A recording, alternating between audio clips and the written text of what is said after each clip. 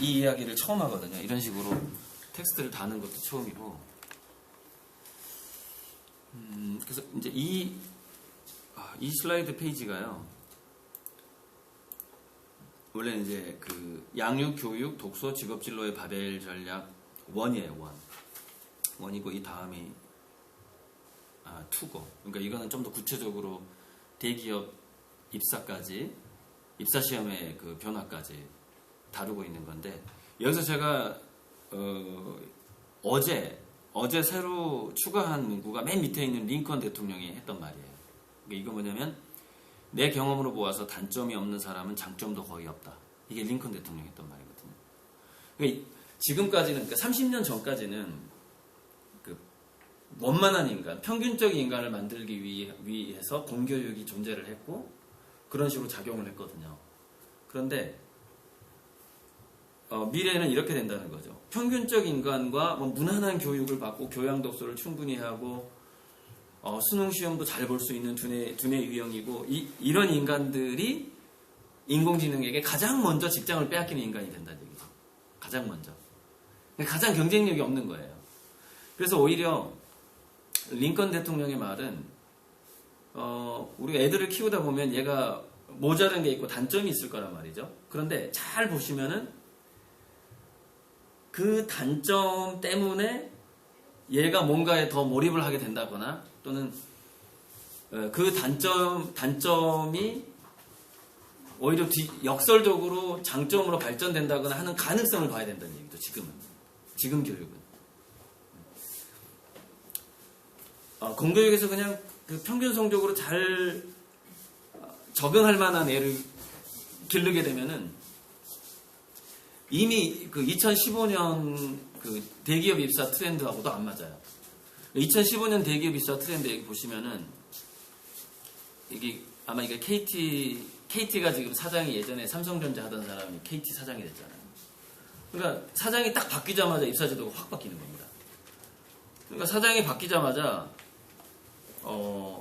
앞으로 이제 그런 사장들이 많이 요구가 될 거예요, 또. 그러니까 기업의 사장들이 굉장히 진취적인 사장들로 다 교체가 된단 말이죠. 왜냐면 영업 실적이 악화가 되면은요, 사장이 계속 바뀌게 돼 있어요, 원래. 기업이. 뭐 해외에서 영입을 한다거나. 그래서 이게 보면은 사장이 딱 바뀌니까 뭐예요? 이렇게 되는 거죠. 실전적인 업무 적응 능력을 중심으로 보고, 그 다음에 그럼 실전하고 인문을 왜 동시에 보느냐? 인문은 아까 이제 그 얘기했던 상상력을 보는 거거든요. 그러니까 인간들에 대해서 생각해 볼 수 있는, 인간의 마음을 그 꿰뚫어 보고 인간의 소비 심리를 미리 예측해 보고 이제 이런 걸 원하는 거죠, 기업에서. 이제 그게 이제 인문학의 본질, 인문학을 통해서 우리가 기업에서 얻길 바라는 어떤 그런 덕성인 거죠. 근데 이걸 보면은 이 링컨 대통령의 말이 이제 점점점 다가가는 느낌이 듭니다. 그러니까 스펙테클이라는 게 뭐냐면 자소서하고 면접 때 자기가 명문대를 나왔다거나 아니면 자기 부모가 잘 산다거나 뭐 굉장한 부모가 뭐 정치적인 힘이 있다거나 경제적인 힘이 있다거나 이런 그런 걸 암시하면 암시할수록 점수를 깎아버리는 거예요. 면접에서. 그러니까 그게 점수가 항목이 있어요. 명문대 나온 걸 암시하면 마이너스 3점. 자기 부모가 잘 산다라는 걸 암시하면 마이너스 5점 이게 있어요. 면접 그 목록에 그렇게 나와 있어요. 그게 스펙테클입니다. 무슨 얘기냐면은 그 앞으로의 기업은 뭐냐면 그런 인간을 원하는 것 같아요. 아예 과거를 깨끗하게 잊어버리는 인간을 원하는 것 같아요. 그러니까 오로지 미래지향적인 인간을 원하는 거죠. 그러니까 내가 과거에 뭘 해놨어 또는 명문대를 나왔어 우리 부모가 누구야. 그러니까 이게 누구한테 의지하고자 하는 마음이 조금이라도 있다는 거 아닙니까? 내가 당신 회사에 갈 때 우리 부모가 누구라는 것이 좀 도움이 될 거야 라는 생각. 그건 마이너스 점수거든요. 왜 이제 지금 기업들은 그런 것들에 마이너스 점수를 주는가? 그건 이제 심리학에서 창의적인 인간이 기본적으로 가지고 있는 심리에 대한 결론이 나왔기 때문에 그래요. 그러니까 그런 생각을 가진 애들은 창의적이지 않더라라는 게 이미 증명이 돼버린 상황이에요. 자기 과거에 뭔가를 내세운다거나 이런 사람들은 창의적이지 않더라. 그리고 자기 자신이 아니라 자기 안에서 나오는 게 아니라 뭐 자기 주변의 어떤 배경이라든가 이런 것에 의식이 조금이라도 있는 사람들은 역시 창의적이지 않더라는 거예요. 그러니까 뽑아봐야 월급만 축낼 게 뻔하니까 안 뽑아준다라는 거죠. 그러니까 결국에는 그 아이가 단점이 있더라도 확실하게 뭔가의 달인이어야 한다라는 거예요, 이제는. 그래서 스펙테클 플러스 달인 채용이에요. 그러니까 제가 어떤 사람이 나는 이렇게 원만한 가정에서 좋은 가정에서 자랐다 이게 아니라 나는 고아원에서 컸는데 아무도 나를 그러니까 예를 들자면 이런 겁니다. 그러니까 면접을 보는데 고아원에서 컸는데 아무도 나를 돌봐주지 않았는데 그래서 아마 내 기억에는 5살 무렵부터 고아원 뒷동산에 가서 땅을 파고 놀다가 곤충에 관심을 갖게 된 것 같다. 이런 애를 뽑는 거예요. 그러니까는 생물학과에서는 뭐 5살 때부터 곤충 관찰을 시작했단 말이야. 근데 아무도 얘한테 터치를 안 했기 때문에 5살부터 생각해봐요. 얘가 대학 입학할 때 15년이잖아, 15년. 15년 동안 생물학적 지식을 쌓아버린 거예요. 혼자서 방해받지 않고. 그럼 얘는 자연체험에 있어서 엄청난 달인이 되어 있는 상태가 됩니다. 근데 지금 대학에서 그런 애를 원하고 기업에서도 그런 애를 원한다는 거예요. 너는 뭐의 달인이냐고 꼭 물어본다는 것이죠. 그러니까 자기의 결핍과 단점을 어떻게 자기가 어떤 분야의 어떤 지식의 달인이 되도록 만들었느냐를 묻는다는 거예요, 지금. 그래서 이제 처음에 인문고전 독서를 하면은 성공한다라는 그게 하나의 굉장히 30년 이전까지만 해당되는 얘기일 거라는 거죠. 왜냐면 15살 이전에 애가 인문고전 독서를 너무나 즐겁게, 예를 들어서 게임하는 것보다, 영화 보는 것보다 더 즐겁게 인문고전 독서를 읽을 애가 있냐고요. 15살 이전에. 그 문제라는 것이죠.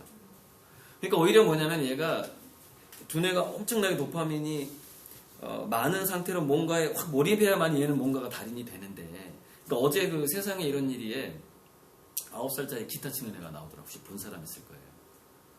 뭐 핑거 기법으로 기타를 너무 잘 치는 거예요. 그러니까 걔는 제2의 김태원 같은 기타리스트가 되겠더라고요. 9살인데. 근데 엄마 아빠는 음악적 재능이 전혀 없어요.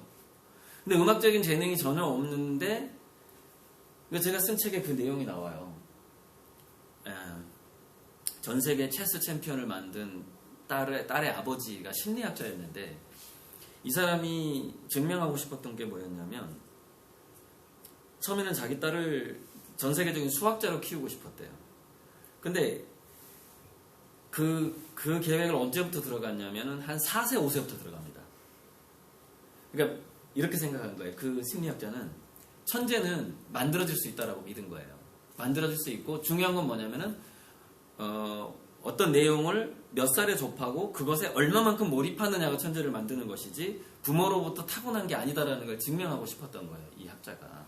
그래서 왜 수학자를 선택했냐면 그 당시, 지금도 좀 그렇지만 그 당시에는 여성은 수학 실력이 떨어진다라는 그 고정관념이 아주 많던 때였어요. 그래서 내가 그거에 도전을 하겠다. 그래서 내 딸을 수학자로 키우겠다 이렇게 생각을 한 거예요. 근데 얘가 체스에 관심을 보이기 시작한 거예요. 5살, 6살 때부터. 그래서 어쨌건 수학자로 키우겠다는 걸 포기합니다.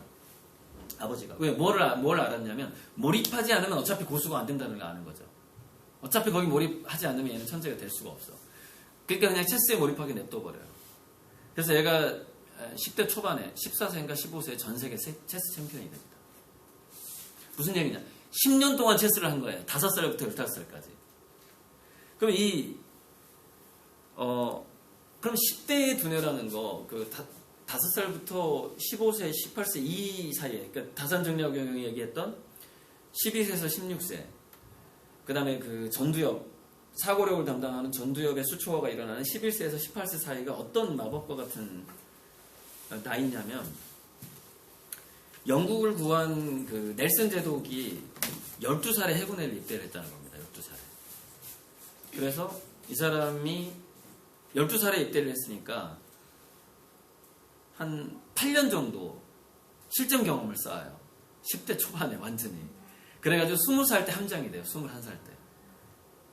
해군에 일찍 가가지고. 그래가지고 여러 번 해전을 겪으면서 눈을 하나 잃고 손을 하나 잃어요. 팔을. 그리고 결국 나중에는 영국 전체 제독이 되는 거죠. 그래서 나폴레옹 함대를 무찌르거든요. 그게 이제 트라팔가 해전인가 그래요. 그래서 이제 이 이야기에서 저는 그걸 보는 거죠. 뭐를 보냐면 넬슨 제독이 나폴레옹을 이길 수 있었던 것은 12세에서 20세 사이에 해전을 경험했기 때문이다라는 것이죠. 그게 제 해석이에요. 그건 이제 그 뇌과학을 공부해보면 그 다양한 증거들이 나타나기 시작하고, 주식 투자로 265억을 벌고 매년 3억에서 5억 사이를 대학생들한테 장학금으로 주는 박철상이라는 청년 기부왕. 지금 대학교 4학년인데 지금 유학 예정이에요. 근데 260억을 다 기부하고 간다는 거예요, 장학금. 왜 다 기부할 거야? 자기는 이제 돈 벌 자신이 너무 많은 거예요. 금방 또 100억, 200억 벌 수 있다라는 거예요, 자기는 이제. 이걸 그냥 기부하고 자기 유학 가겠다는 거예요. 최소한의 유학비만 가지고서. 근데 이런 애는 또 어떻게 만들어졌느냐는 거죠. 답은 뻔합니다. 그러니까 어떤 사람이요, 타고나게 뭔가의 고수잖아요. 그러면 그 사람들의 과거를 돌아가 보면 분명히 10대 때 그걸 했어요. 이게 핵심입니다. 박철상이가 15세경에 14, 15세 중2, 중3 때 아버지한테 주식 투자를 배웁니다. 중2, 중3 때. 지금 중2, 중3 때 야, 너 스카이 대학 가려면 영어 수학 공부해야지 무슨 얘기야, 다 이렇잖아요. 근데 참 특이한 아버지죠. 주식 모의 투자를 가르쳐요, 중학교 때. 제가 아는 형은 초등학교 5, 6학년 아들이 3명인 형이 있는데 제가 이런 얘기를 해줬어요. 근데 그 형은 경험적으로 알고 있더라고요. 경험적으로. 왜냐면 자기 주변의 사람들을 보면은 그게 뭐 영접이든 배관이든 육체적인 일이든 뭐든 간에 어렸을 때 한 사람들이 그 분야의 고수가 된다는 거예요. 경험적으로 알고 있는 겁니다. 그래서 자기 둘째 아들을 초등학교 5학년만 되면 주식을 가르치겠다는 거예요. 모의 투자를 시키겠다는 겁니다. 그래서 그게 엔더스 게임이라는 영화가 있어요. 작년 가을쯤에 나왔던 영화인데 그 영화 스토리가 뭐냐면 외계인하고 이 지구인이 전쟁을 해야 돼요. 전쟁을 해야 되는데 어른들의 두뇌가 너무 딱딱해서 그 전략에서 그 외계인한테 뒤지는 거예요. 그래서 한 10대 초반 애들, 한 12살인가 13살쯤 된 애를 데려옵니다. 데려와서 전쟁을 가르쳐요. 전쟁 전략을. 그래서 얘가 한 2, 3년 후에, 그 영화에서 뭐 똑같이 나오지만, 스토리로 보자면, 2, 3년 후에 그 외계인하고 전쟁에서 이기거든요. 그런 케이스가 꽤 많은데, 기타 연주 케이스도 있고, 방금 또 하나 제가 생각이 났었는데 까먹어버렸네요. 어쨌건 10대 준 전문가가 되라는 것이 앞으로의 인재상의 핵심이에요. 10대의 준 전문가가 되지 않으면 결코 어떤 분야에서든지 달인이 될 수 없다는 겁니다. 그러면 지금 어떤 분야에서 달인이 돼야만 하는 이유는 뭐냐? 달인이 안 되면은 그게 뭐냐면 이제 그래서 지금 경제학자들이 걱정하고 있는 게 뭐냐면 모든 분야에서 숙련가와 비숙련가의 부익부 빈익빈 현상이 앞으로 커질 거라는 겁니다. 그러니까 우리 예술계로 한번 예를 들어보자면 매년 미대 졸업생이 뭐 한 2만 명 될까요? 그런데 화가로 성공한 사람 우리나라 경우에는 제가 봤을 때요. 그림을 팔아서 그러니까 다른 아르바이트를 안 하고 저도 미술대학에서 굉장히 잘 나갔던 사람인데도 불구하고 아르바이트를 하지 않으면 미술 재료비를 구할 수 없는 상황이에요. 그러니까 물론 이제 그림에 그만큼 투자를 안 하고 저는 책을 많이 봤으니까 이제 뭐 충분히 그럴 수 있는데 근데 책을 안 보고 뭐 다른 일을 안 하더라도 전업작가로 그림만 열심히 하더라도 제가 봤을 때 우리나라에서 그림 팔아서 먹고 사는 사람은 한 50명도 안 되는 것 같아요. 그럼 매년 2만 명이라고 쳐봐요. 10년이면 20만 명이고요. 그러니까 50만 명 중에서 50명만 먹고 사니까 그럼 몇 분의 몇이야? 50만 명 중에서 50명 그러면은 10,000분의 1이잖아요. 그죠? 10,000분의 1만 자기 분야에서 먹고 살 수 있다는 얘기죠. 거기에 도전을 했을 때. 그러면 그 분야에서 얼마만큼 고수가 돼야 되느냐 이 말이죠. 그렇게 돼버리는 거죠. 그러니까 2035년에서 2040년 됐을 때 제가 저번 시간에 얘기했나 모르겠지만은 의사들의 풍경이라는 게 그런 겁니다. 새로운 질병이 나타났을 때 그 새로운 질병과 새로운 방법으로 수술하지 않으면은 수술할 수가 없는, 그렇게 새롭게 연구하는 능력, 연구 능력 플러스 수술 능력 또는 그 진단 능력, 이런 것들이 골고루 갖춰준 의사가 아니면 그냥 실업자가 될 거라는 얘기죠. 그러니까 인공지능이 발달하면 사라질 직업 중에 의사가 포함되는 이유는 우리 인간의 신체와 건강이라는 것이 그 정보가 굉장히 많은 게 아니에요. 우리가 그러니까 DNA 분석도 이미 끝났잖아요. 그럼 신체의 미네랄 분석도 끝날 수가 있어요. 그리고 지금 그 인공지능의 최대의 장점이 뭐냐면 복습이 필요 없다는 겁니다. 인간은 한 번 배우면 까먹잖아요. 그래서 복습해야 되잖아요. 인공지능은 복습이 필요가 없어요. 한 번 배우면 절대 안 까먹어요. 다 백업해놔요. 그 기계가 망가져도 내 인공지능이 망가진다. 그럼 내 옆에 그 로봇하고 공유를 해요. 이 정보를. 그러니까 내가 망가져도 얘가 그 지식을 알고 있는 거예요. 그러니까 절대 잊어먹을 리가 없다라는 거하고, 또 하나는 배우는 속도가 인간의 몇백만 배라는 거예요. 그 정보를 배우는 속도 자체가. 그러니까 이 두 가지 특성을 갖고 있기 때문에 절대 보통 인간이 아주 특수한 초능력에 가까운 달인이 되지 않고서는 직장을 빼앗길 수밖에 없는 상황이에요.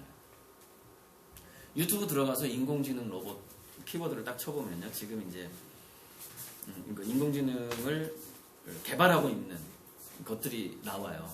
그래서 제가 영상 하나를 본 게 있는데 이런 영상이 나오는 거예요. 로봇 팔이 있는데 빨간 컵을 집어라 그러면 빨간 컵 딱 집어요. 그 다음에 하얀 컵을 집어라 딱 집어요. 그런데 얘한테 공격을 가르치고 싶은 거예요, 인간이. 그래서 빨간 컵을 찔러라 딱 그래요. 그러니까 인공지능이 이렇게 얘기합니다. 나는 찔린다는 게 뭔지를 모릅니다. 딱 그러는 거예요. 그러니까 오케이, 가르쳐 주겠다. 빨간 컵을 향해서 방향을 잡아라. 딱 잡아요. 빠른 속도로 팔을 뻗어라 그래요. 그러니까 빠른 속도로 팔을 딱 뻗을 거 아니에요.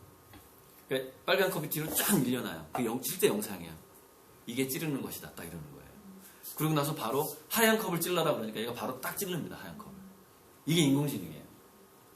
근데 이런 속도로 복습이 필요 없고 하나씩 배우는데, 지금 그 전화 상담은 인공지능이 있거든요. 전화 상담은 인공지능이 지금 현재 상황입니다. 인공지능이 여자 목소리로 전화를 받아요. 그 소비자가 이렇게 민원 같은 거 전화를 했을 때 그 상담을 다 해줍니다. 해주고 나서 자기가 모르는 걸 이 질문을 하는 겁니다. 이 사람이. 그러면 이렇게 얘기를 해요. 그건 제가 잘 모르겠으니까 사람 상담원을 연결해 주겠습니다. 그리고 사람 상담원을 딱 바꿔줘요. 그럼 사람 상담원하고 이 전화 건 사람이랑 대화를 나누는데 그걸 계속 배워요, 얘가. 인공지능이. 그래가지고 이렇게 한번 상담이 이루어졌죠. 그 다음엔 이 내용을 얘가 직접 하는 겁니다. 그러니까 지금 이런 속도로 계속 너무나 속도가 빨라요. 그 진행 속도가. 그러니까 전화 상담원이 어느 날 되면은 거의 한 5% 10% 빼고는요 다 사라져요. 그러니까 왜 숙련가와 비숙련가의 부익부 빈익빈이 커지냐면, 전화 상담원 중에서 이제 예를 들어서 뭐 무슨 통신 판매업이라고 칩시다. 그러면은 이 사람이 뭐 예를 들어서 전자기기를 파는 사람이든 부동산을 파는 사람이든 간에 거기에 너무나 많은 걸 알고 있어야 되는 거예요. 그 직장에서 안 잘리려면. 왜 너무나 많은 걸 알고 있어야 되느냐면, 인공지능이 상담 못할 때만 지가 하니까. 아시겠죠? 근데 결국 자기가 아무리 많이 알고 있어도 인공지능한테 정복당하게 돼 있어요. 왜? 자기가 한번 상담한 걸 얘가 배워버리니까, 인공지능이. 지금 그런 상황이거든요. 그러니까 무난한 인재에 대한 그 환상을 완전히 깨야 돼요. 지금 상황. 그러니까 자기 자식을 실업자가 아니라 그나마 직장이라도 잡게끔 하고 싶다라는 그 마음이 있다면 완전히 컨셉을 바꿔야 되는 상황이 와버린 거예요. 그래서 이제 기본으로 돌아가야 된다는 게, 자, 초등학교 때부터, 그러니까 아까 낙서하고 한자는 이미지 사고력이 중요하고, 이미지 사고력은 상상과 상상을 뛰어넘는 힘이 그 문자 사고력보다 훨씬 높기 때문에 인공지능이 그 발달하는 속도가 있고 이제 시장에 깔리는 속도가 있을 거 아닙니까? 그러면은 이미지 사고력도 지금 인공지능이 많이 쫓아왔어요. 그러니까 지금은 인공지능이 잘생긴 고양이하고 못생긴 고양이까지 구분을 한다는 거예요. 어떻게 구분을 하냐면은 예를 들어서 페이스북 같은데 고양이 사진을 애완동물 키우는 사람이 고양이 사진 올리잖아요. 그러면서 뭐 고양이 한 마리가 딱 올라갔어요. 그러면 댓글이 달릴 거 아닙니까? 이 고양이가 참 예쁘네요. 그리고 이제 친구들이 댓글을 다는 거예요. 그러면은 인공지능이 뭘 파악하냐면 고양이 얼굴을 딱 본 다음에 그 밑에 댓글이 어떻게 달리는지를 파악을 하는 거예요. 그래서 예쁜 고양이한테는 댓글이 많이 달리고 예쁘다는 표현이 많이 있구나. 그러면 이렇게 생긴 건 예쁜 거구나. 이걸 기억을 하는 겁니다. 그래가지고 이제 테스트를 해봤어요. 수많은 고양이 사진을 딱 보여주고 예쁜 고양이를 골라라 하는 거예요. 인공지능한테. 진짜 예쁜 고양이를 고릅니다. 그러니까 사람들이 봤을 때도 예쁜 걸 얘가 찾아내요. 이런 식으로 굉장히 빠른 속도로 배워요. 인공지능이. 배우면 안 까먹으니까 기본적으로. 하지만은 이렇게 얘기를 합니다. 우리가 그림 하나는 1000마디 말을 담고 있다는 그 얘기도 있잖아요. 그죠? 노래도 있고 아무튼 그러니까 이런 이미지 하나가 텍스트 생각해. 우리가 풍경을 말로 묘사한다고 생각해봐요.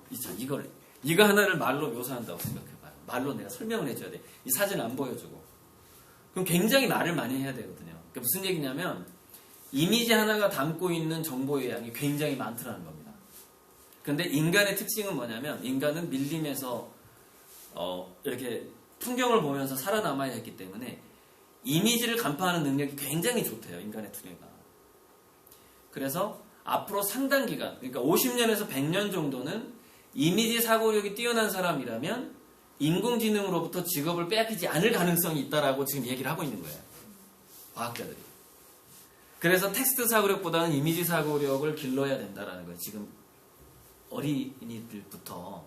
그래서 지금 그 미술 교육에 있어도 미술 교육도 좀 창의적으로 해야 되는데 저는 이제 미술대학을 나왔지만은 지금 현재 시중에서 하고 있는 미술 교육을 별로 안 좋아하는 사람이에요. 제가 좀 마음에 든 미술 교육이 어디냐면은 분당에 가면은 남자 미술학원이라고 있어요. 남자애들이 로봇 만들고 막 공룡 만들고 그게 왜 좋냐면은 애들이 몰입을 한다는 겁니다. 근데 일반 미술학원은 스케치북 여기 왜 빈 공간 안 채웠어? 이런 미술학원은 안 된다는 거예요. 왜 이거에 몰입하는 게 아니에요. 그러니까 성격이 활달하고 산만한 애일수록 그림을 절대 하나를 완성하지 못합니다. 스케치만 하고 다 했어 그래요. 엄마한테. 엄마가 다 했어. 근데 엄마가 보기엔 다 한 게 아닌 거야. 그럼 다 하라고 그래. 그 순간 그림에 대한 몰입을 못하기 시작해요. 애들. 그러니까 이상해. 선생님 이상해. 나는 애를 미술학원을 엄청나게 오랫동안 보냈는데 왜 우리 애는 지금 이미지에 관한 창의력이 이렇게 약하냐. 바로 미술학원을 너무 열심히 보냈기 때문에 그 창의력이 약해져 버린 거죠. 그래서 저는 미술학원보다는 낙서를 많이 하는 게 훨씬 유리하다고 얘기를 하는 겁니다. 어렸을 때. 낙서기에. 애들은 자기가 하는 낙서에 몰입하거든요. 그러니까 미술학원 보내는 것보다 애들이 그 시간에 차라리 집에서 마음껏 낙서하게 만드는 게 아마 그 창의력에는 20배 이상의 그 어떤 효율이 있을 가능성이 높아요. 근데 우리가 그 돈을 투자하는 것 대비 이 아이들 두뇌에 씹어주는 것은 굉장히 오히려 마이너스가 될 확률이 많은 그런 경우가 있어요. 지금 사교육에 좀 그런 부분 흐름이 있어요. 제가 초등부터 봉사활동을 하라고 하는 이유는 미래 기업의 전망에 이런 키워드가 있습니다. 앞으로 모든 장사는 봉사화된다는 말이 있어요. 그러니까 무슨 얘기냐면 마진을 남길 수가 없다는 겁니다. 앞으로의 장사는. 그러니까 지금 이미 원가가 다 공개가 됐고 이마트하고 롯데마트 싸우잖아요. 우리가 더 싸게 팔고 있어 이러면서. 그러면 이 사람들 지금 대형마트가 될 수밖에 없는 게 뭐냐면은 원자재를 싸게 가져오는 수밖에 없는 거예요. 더 싸게 팔아야 되니까. 그리고 가격 비교 사이트가 지금 너무나 활성화되어 있잖아요. 어디서 더 싸게 파는지 같은 물건을 금방 알 수가 있잖아요. 근데 이게 이제는 이 안내를 누가 해주냐면 휴대폰하고 인공지능이 해주게 됩니다. 앞으로. 지금 내가 뭐가 필요한데 가장 싸게 파는데 좀 알아봐. 딱 하면은 휴대폰이 짜자자작 해가지고 어떤 인터넷 사이트에서 이렇게 얘기를 하는 거죠. 일주일 전에 좋은 원자재를 값싸게 구입을 하는 바람에 지금 단가가 향후 보름간 단가가 10% 정도 낮습니다. 어느 사이트에서 지금 빨리 구매를 하세요. 이렇게 안내를 해주는 겁니다. 휴대폰. 그러니까 이게 뭐냐면 마진을 남길 수가 없는 거예요. 이 그 가게든 어디든지 간에. 뭔가 이 커피 한 잔을 팔더라도 여기다가 뭔가 영혼을 심지 않으면 사람들이 커피를 안 사 먹게 되는지 앞으로는. 그래서 무슨 얘기냐? 그래서 장사가 봉사화돼 버려요. 장사가 봉사가 된다는 얘기는 뭐냐면은 우리 가게에서 이 물건을 음식을 먹는 사람이나 나나 월급이 같아진다는 얘기입니다. 또 뭐냐? 병원에서 그 의사 수술을 하는 의사나 수술을 받아오는 그 어느 환자나 월급이 비슷해지는 거예요. 이게 뭐냐면은 이거는 공산주의하고 좀 틀려요. 극소수의 부자가 있고요. 극소수의 그 창조 집단이라고 해요. 극소수의 부자가 있고 나머지 사람들은 거의 수입이 평준화돼 버립니다. 미래 사회에. 그러니까 한 도시가 뭐 20만 명, 도시도 좀 소규모가 된다고 얘기를 하거든요. 미래학에서. 도시가 소규모가 되는데 송도면 송도만 이렇게 하나의 도시가 되는 거죠. 도시 권역이 되는데 여기서 부자는 극소수고 나머지는 다 비슷하게 살게 된다는 거죠. 그러니까 그 복지가 강화될 수밖에 없다는 거예요. 복지가 왜 강화될까요?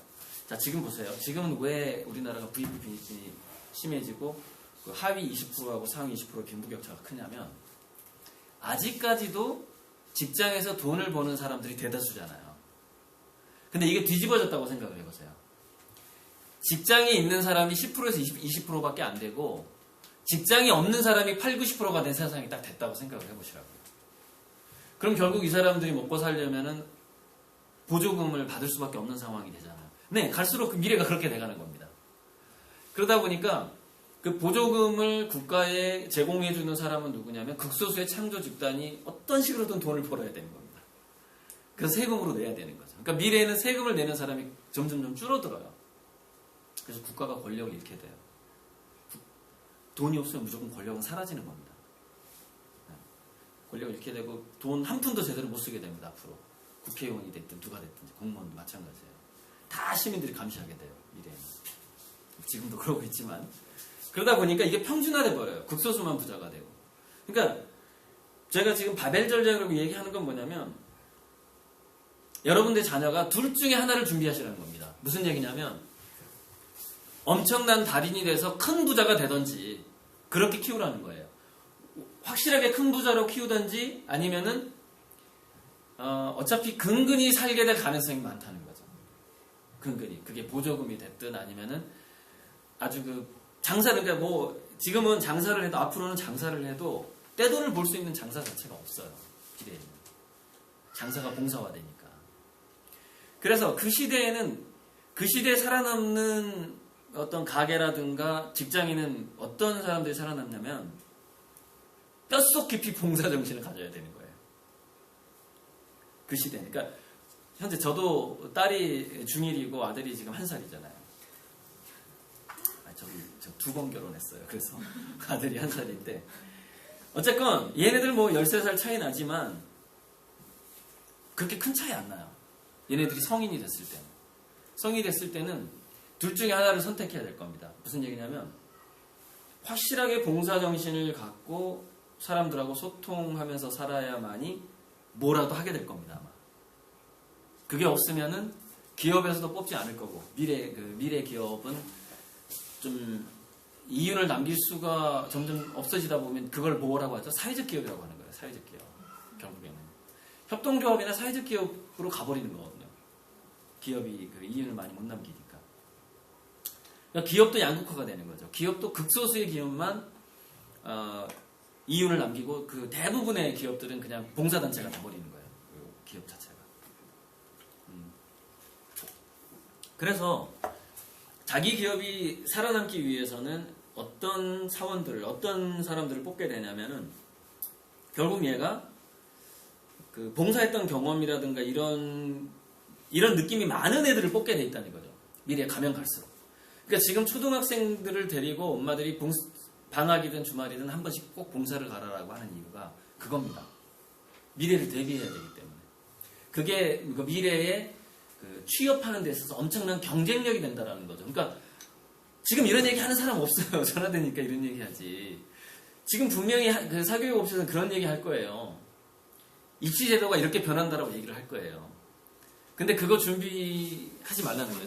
그거는 뭐냐면 어차피 유행이 지나요. 그거 준비해봐요. 그러니까 지금은 그 미래의 경쟁력을 다 생각해 봐야 되는 거예요. 그러니까 초등학교 때부터 봉사활동을 하는 것이 좋고 10대 때 특목고를 보내고 뭐 이렇게 명문대를 보내는 거에 포커스를 맞추지 말고요. 어차피 이제 이 책도 그렇죠. 성적표 밖에서 공부하라. 이것도 4등급인데 서울대 정예과 합격한 조승우 군에 대한 스토리거든요. 공부를 잘한다고 지금 명문대 가는 시대가 또 아니에요. 그래서 지금 작년인가 재작년까지 통계가 서울대 합격생의 10% 정도가 4, 5등급이에요. 10% 정도. 근데 이건 굉장히 앞으로 계속 늘어날 겁니다. 앞으로. 등급이 낮아도 명문대를 가는 일들이 많아질 거라고요. 앞으로. 틀림없이. 왜냐하면 기업에서 그렇게 하고 있기 때문에. 기업의 변화를 서울대하고 스카이대학부터 쫓아가요. 기업의 변화를. 그럼 나머지 대학 다 쫓아가게 돼 있습니다. 인서울도 마찬가지예요. 그래서 뭐냐면 10대 때 뭔가 준 전문가를 만들 수 있으면 만들어라 이거예요. 그것이 악기가 됐든 뭐가 됐든 제가. 네. 그게 그 전체 학과목 중에서 어떤 거 하나를 굉장히 잘하게 만든다든지 이렇게 10대 때 그걸 준비해야 돼요.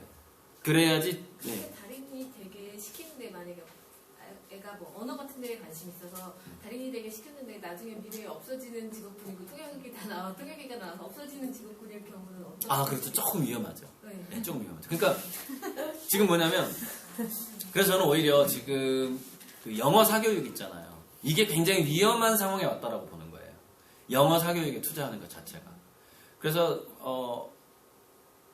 초등학교 중학생이라면 영어 사교육보다는 한자 사교육이 훨씬 더 유리할 거다라고 보고 있어요. 일단 초등학생은 확실히 한자가 유리합니다. 제가 봤을 때는. 유리하고 근데 한자를 잘하게 되면은요. 저절로 얘가 중학교, 고등학교 올라가면서 영어도 잘하게 될 가능성이 아주 높아요. 그러니까 중국어를 만약에 그 중국어하고 한자를 병행했다 초등학교 때 영어를 확실하게 포기하고 한자하고 중국어로 갔어 만약에 엄마가 그럼 중고등학교 때 영어를 잘하게 될 가능성이 아주 높죠. 근데 영어 네. 같은 경우는 이제 전 세계적으로 봤을 때 가장 이렇게 비율이 높고 그 영어를 잘 알아야지 그 정보에 접근하는 그게 빨라지니까 그래서 그게 중요한. 네, 그렇죠. 그러니까 지금 상황은 제 친구가 그 지하자원 개발 컨설팅하는 친구가 있어요. CU가 있는데 이 친구가 중국하고 러시아에 갈 때는 고려인하고 조선족을 써요. 통역으로. 어려서부터 2개국을 하나 쓰고요. 그리고 지금 그 미국의 어떤 회사인가 영국인지 모르겠는데 어떤 프로그램이 개발이 됐냐면 이제 앞으로 구글에서도 그 서비스가 될 겁니다. 아마 제가 지금 한국말로 이렇게 녹음해가지고 유튜브에 올리잖아요. 가까운 미래에 그 영상을 보고자 원하는 사람한테 자막을 다 제공해주게 될 거예요. 유튜브에서. 준비하고 있을 거니까. 그러니까 내가 인도인이다. 그럼 힌두어로 자막이 깔리는 거죠. 내 강의가. 그래서 제가 지금 강사들한테 얘기합니다. 확실하게 한국말로 콘텐츠를 잘 갖추는 게 중요하다. 영어로 강의할 준비를 굳이 할 필요가 없다. 이미 어떤 소프트웨어가 나왔냐면 제가 한국말로 지금 강의를 하고 있잖아요. 그러면 거의 이제 인공지능에 가까운 거죠. 얘가 제 한국말을 들어요. 들은 다음에 두 가지를 분석해요. 제 언어를 분석한다 하고요. 또 하나는 제 음성을 분석합니다. 그래서 이거를 예측한대요.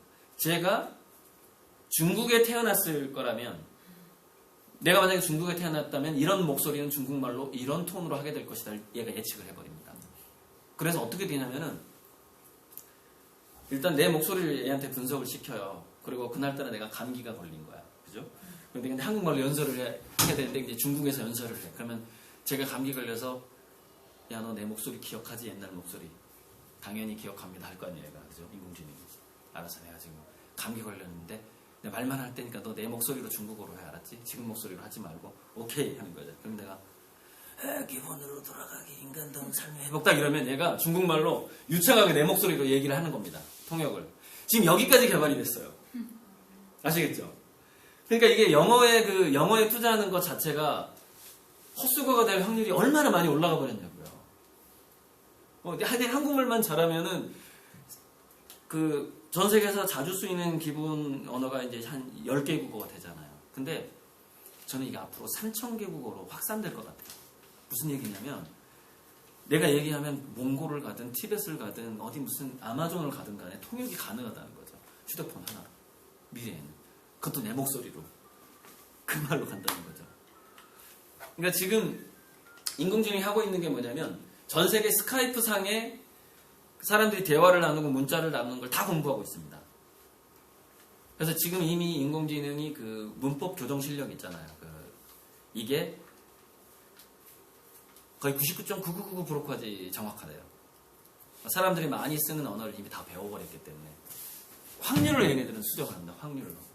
그러니까 이 문장에서 더가 붙을 확률 몇 프로, 어가 붙을 확률 몇 프로 이렇게 해가지고 어떤 사람이 이제 영어 문장을 썼는데 나 이거 좀 교정 좀 해줘 그러고 인공지능한테 맡겼을 때 전 세계에서 영어를 쓰는 사람들이 이런 내용의 문장을 썼을 때는 몇 %의 확률로 이 단어를 쓰는가 이거를 인공지능이 공부를 하고 있기 때문에 교정을 딱 해주는 건데 거의 정확도가 100%예요. 그러니까 이거는 이제 음성 분석까지 하게 될 거고요. 저는 한국말로 경상도 사투리를 쓰든 뭐 전라도 사투리를 쓰든 인공지능이 정확하게 영어로 번역할 거라고 봅니다. 앞으로. 그거는 이제 좀 더 시간이 걸리겠지만 지금은 이게 한국말로 잘 가급적 표준말로 하는 사람 거만 번역을 해주게 될 거예요. 앞으로 한 5년, 지금 5년 남았대요. 5년. 그게. 자, 예, 얘기해보세요. 죄송한데. 네. 그러면 지금 아이들이 이제 미래에 성인이 되었을 때의 이야기인데. 그렇죠. 지금 저희 아이들은 이제 공교육을 받으면서 아무래도 수학과 영어 그런 과목에 네네. 되게 많이 매이게 되잖아요. 그렇죠. 그러면은 교육 현실이 그러면은 영어를 또 안 할 수도 없는 거고. 그렇죠. 그래서 그거를 그러면 선생님의 말씀은 그 베이스로 영어도 좀 하고 어느 것에 좀 더 이제 집중을 하느냐의 그 루트를 엄마가 좀 잡아보자는. 그러니까 뭔가 이렇게 하시면 될 것 같아요. 안 할 수는 없을 것 같아요. 그렇지 않을 수는 없죠. 그죠. 그래서 결국에는 이제 그 공교육에서 전체를 다 잘하는 방식으로 압력을 주게 되면은 결국에는 달인이 못 될 가능성이 많거든요. 그러니까 얘가 어떤 분야에서 그 달인이 되고자 하는데 그거는 공교육에 없는 프로그램일 가능성도 아주 높아요. 공교육 학과목에는 없는 것일 수도 있다는 거죠. 얘가 꽂힌 게. 그러면 사교육비가 가더라도 그걸 시켜줘야 되는데 그 다음에 엄마는 어떻게 나가야 되냐면 그러면 너가 그것의 달인이 되고 그 활동을 하는 데 있어서 도움이 될 만한 것들이 보니까 학교에서는 영어라는 게 있다. 영어는 다 도움이 될 거 아닙니까? 아까 그 말씀이 맞아요. 전 세계적으로 보편적으로 가장 많은 지적인 인구가 쓰니까. 그죠? 그러니까 중국어 쓰는 사람들보다는 영어 쓰는 사람들이 더 부자란 얘기죠. 그죠? 그러면 더 부자들을 상대하게 되잖아요. 그럴 거기 때문에 영어 하나만 너가 좀 잡고 하고 그리고 이걸 하고 이렇게 한 두세 개만 병행하면 되지 않겠니? 라고 얘기를 해야 된다는 거죠. 너가 이것에 달인이 되는 것도 좋지만 학교도 소리 하면 안 돼 이래버리면 아마 걔는 달인이 못 될 거란 얘기죠. 그러니까 그 경계선에서 되게 지금 부모들이 그쵸, 되게 갈등을 할 수밖에 없다는 거예요. 굉장히 갈등 상황에 놓여 있다는 거예요. 네. 특히 제 강의 들으면 더 갈등이 되는 거거든요. 이거 어떻게 해야 되냐 이거. 이렇게 되는 거죠. 근데 이제 제가 그거에 좀 위로를 해주고 싶은 건 뭐냐면 그 화이트헤드 교수가 이제 21세기, 그러니까 20세기의 굉장한 3대 지성으로 평가받는 사람인데 버트란드 러셀하고 무슨 수학의 원리라는 책을 썼고 원래 옥스퍼드 대학에서 수학하고 물리학을 전공한 다음에 하버드 대학에서 철학을 전공해서 하버드대 철학과 교수를 하다가 돌아가신 분이에요. 근데 이 화이트헤드 교수가 뭐라고 얘기를 했냐면 12살 이전에 교육의 목적이라는 책에 나오는 내용이에요. 12살 이전에 뭔가 한두 가지 과목이나 한두 가지 일에서 굉장한 고수까지 올라가 보지 못한 사람은 연구자로 성공할 수 없다 이 얘기를 했습니다. 화이트헤드가. 그러니까 12살 이전이에요. 이건 그러니까 이 사람은 좀 더 심해요. 그러니까 저는 10살부터 18살 사이에 달인이 되라고 지금 얘기를 하고 있잖아요. 근데 화이트헤드 교수는 이 사람 자기가 머리가 좋았으니까 아마 그런 것 같은데 더 심해. 12살 이전에 그걸 해야 된다는 거야. 12살 이전에. 그러니까 초등학교 때 뭔가에 달인이 돼보고 거기에 깊은 로맨스, 그러니까 그 활동에 엄청난 사랑에 빠져본 경험이 없으면은 다른 분야에서도 연구자로 성공할 수 없다는 겁니다. 근데 이 말이 사실 맞아요. 왜냐면 두뇌는요 A라는 일처리를 해봤던 경험으로 B라는 일처리를 합니다. 그게 두뇌의 특성이에요. 그러니까 그런 실험을 해봤어요. 문법 시험을 보는데 10분간 체조를 시키고 문법 시험을 보고요. 이쪽 그룹은 예습을 시키고 책상에서 예습을 시키고 문법 시험을 봤어요. 여러 차례 실험을 했겠죠. 비교 실험을. 근데 체조를 하고 문법 시험을 본 그룹이 항상 평균 점수가 8점이 높은 거예요.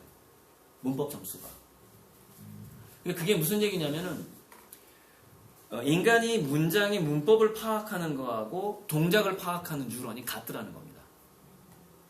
그러니까 체조를 통해서 체조라는 것은 태권도 태극 1장 1, 2 뭐 이런 거 3, 4 뭐 이런 거 그죠?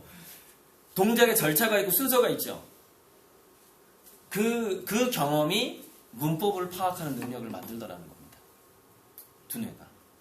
그러니까 그게 화이트헤드라든가 다산 정약용 선생님 말 이런 것들이 맞는 거예요. 그 다음에 링컨 대통령의 말도 이거하고 같은 컨셉입니다. 무슨 얘기냐면 단점이 없는 사람은 장점도 없더라는 얘기는 뭐냐면 단점이 있어. 어떤 사람이 딱 보니까 단점이 있어. 근데 우리가 이 사람이 25살, 30살이 됐는데 뭔가 단점이 보여요. 그럼 무슨 얘기죠? 원만한 교육을 못 받았다는 얘기입니다. 그쵸?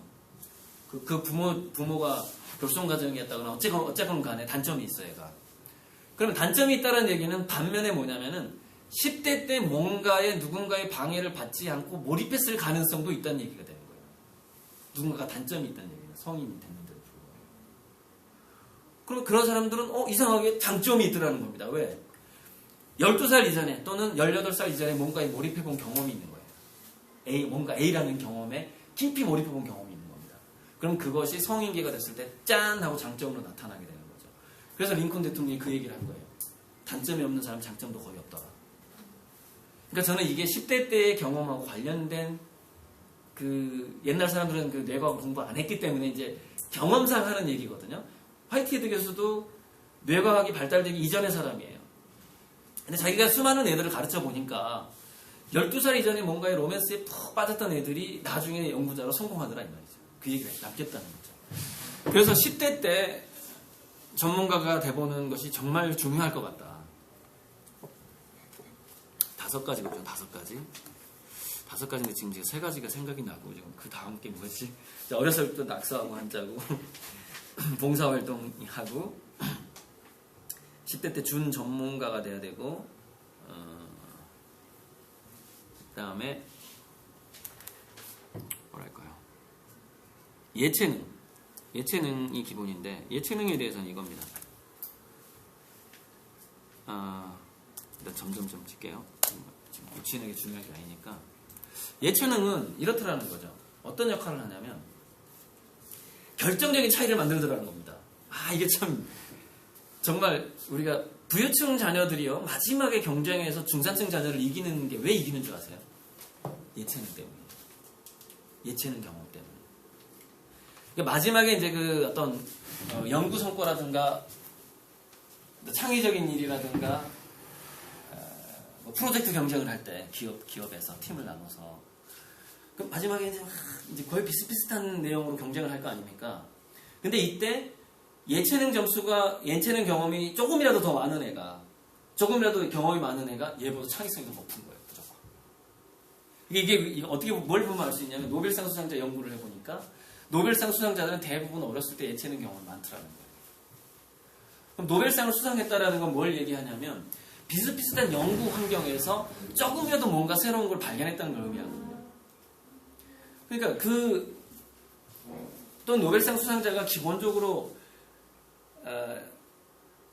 예체능 기질을 타고났을 수도 있는데 어찌되었건 아인슈타인만 봐도 바이올린을 엄청나게 잘 쳤다는 겁니다. 이 사람이. 몰입 능력이 너무 좋았던 거예요. 바이올린 실력이. 거의 수준급이었다는 거예요. 그러니까 그게 체육이든 그 예술이든 여기서 문예체도 들어갑니다. 그러니까 글쓰기도 들어가요. 시 같은 거. 문예체라고 봐요. 문예체 능력이 결정적인 차이를 만들어주는데 마지막 최고 수준의 경쟁에서 이기게끔 해주는 능력이에요. 이게. 문예체가. 또 하나는 최고 수준까지 못 가더라도 문예체를 하게 되면 뭐가 될까요? 네, 인간답게 살게 됩니다. 삶이 풍부해져요.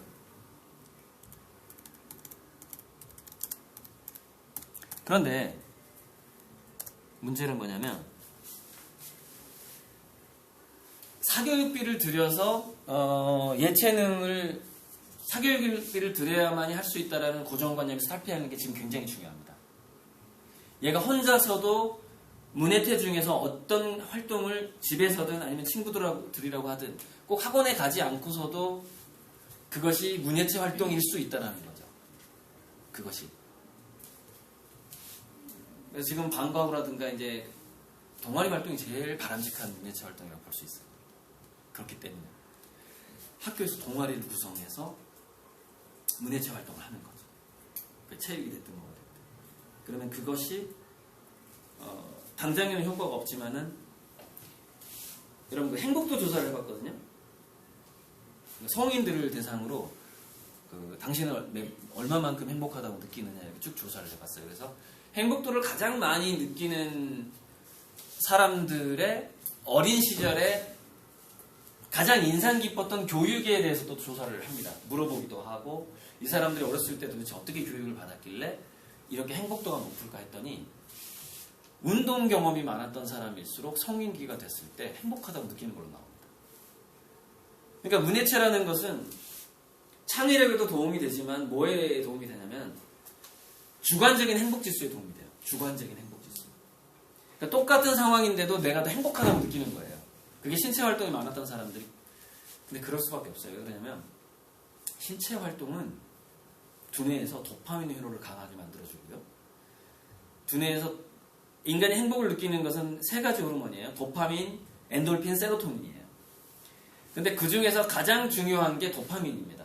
인간의 행복을 느끼는 데 있어서. 그러니까 어렸을 때 몸을 쓰는 활동을 많이 했다는 얘기는 그게 뭐든지 상관없습니다. 만들기도 몸쓰는 거예요.